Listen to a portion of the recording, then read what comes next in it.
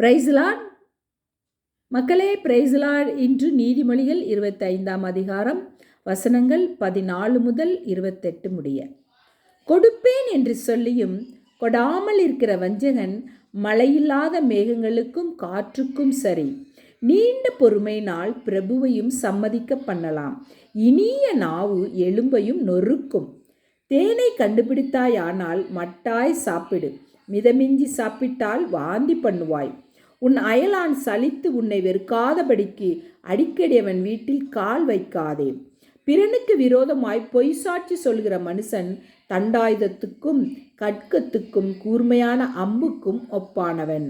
ஆபத்து காலத்தில் துரோகியை நம்புவது உடைந்த பல்லுக்கும் மொழிபிரண்ட காலுக்கும் சமானம்.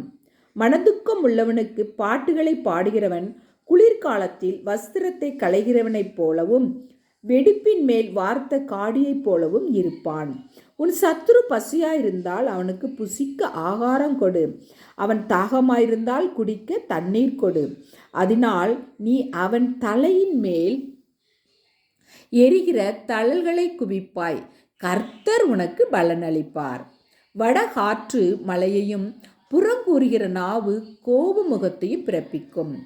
சண்டைக்காரியோட ஒரு பெரிய வீட்டில் குடியிருப்பதை பார்க்கிலும் வீட்டின் மேல் ஒரு மூலையில் தங்குவதே நலம். தூர தேசத்திலிருந்து வரும் நற்செய்தி வீடாய்த்த ஆத்துமாவுக்கு கிடைக்கும் குளிர்ந்த தண்ணீருக்கு சமானம். துன்மார்க்கருக்கு முன்பாக நீதிமான் தள்ளாடுவது கலங்கின கிணற்றுக்கும் கெட்டுப்போன சுனைக்கும் ஒப்பாயிருக்கும். தேனை மிகுதியாய் உண்பது நல்லதல்ல, தற்புகளை நாடுவதும் புகழ் அல்ல. தன் ஆவியை அடக்காத மனுஷன் மதிலிடிந்த பாழான பட்டணம் போல் இருக்கிறான். ஆமென்.